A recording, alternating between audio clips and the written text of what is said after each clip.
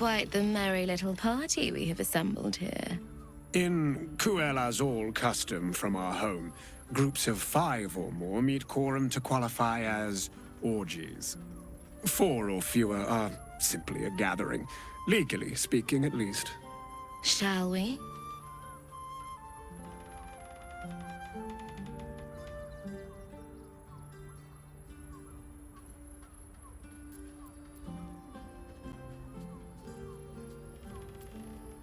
I hope you're not afraid of the dark, my darling. I must snuff out the lights before we begin. It's all part of the experience. The room is bathed in total darkness, so there is nothing to distract from your ecstasy.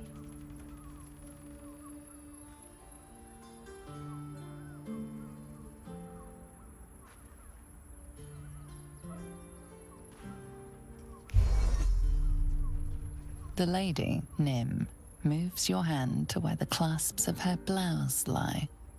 All right, sweethearts. You dare to dance with a professional, you'll get your desire. His skin is like lustered pearls, almost translucent, and so delicately smooth. He's so perfect. It could move even the toughest soul to tears. Nature used all of its powers when it sculpted you, Astarion. It's so easy to see why that body alone ruined so many lives. You're looking at me rather curiously. Speak up. Tell us what you want to do.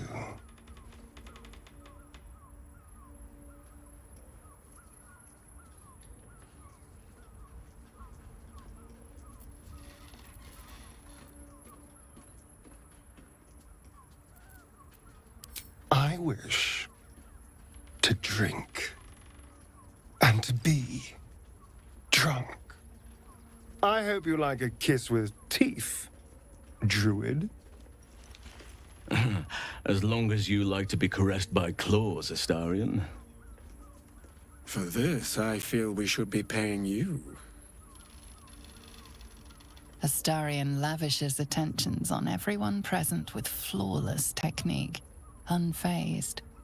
It's all pure instinct, but when you meet his eye for a moment, there's a look about him that reveals he's a million realms away.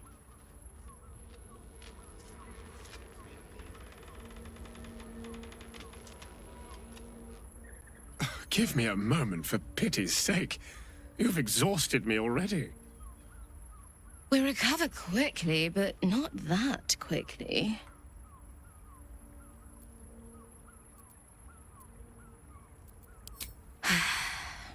Even in the best of times, it's an oasis of pleasure and calm. In the city's chaos, with Baldur's Gate preparing for war, the caress feels like the final flicker of a beautiful flame before darkness falls.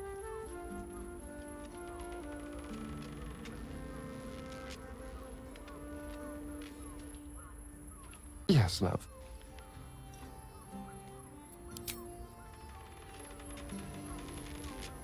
Should mind my step. Oakfather preserve you. Indeed. Thank you for inviting me. I hadn't realized you considered me a worthy accomplice in such matters. I hope you'll keep me in mind in future. Our time with those 2 Drow was certainly bracing.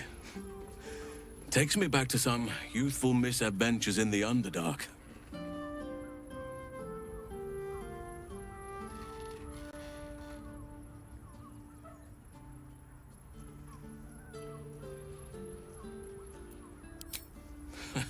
I am sure they are well used to it.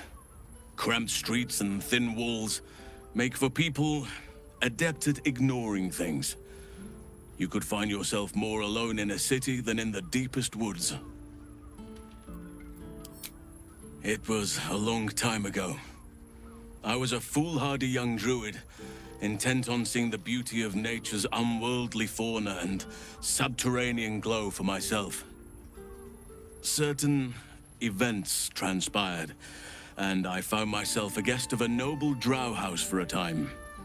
Well, something between guest, prisoner, and consort, perhaps.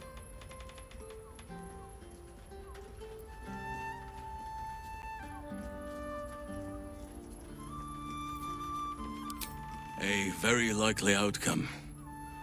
In fact, I saw decorations of that very type, and worse, in my time there. But my luck held.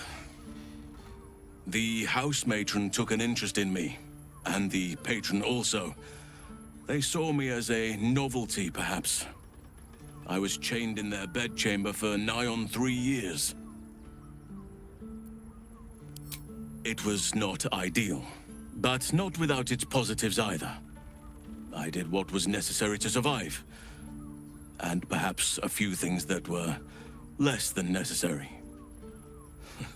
Don't misunderstand me. I feared for my life and wanted my freedom back, but I was willing to wait for my moment.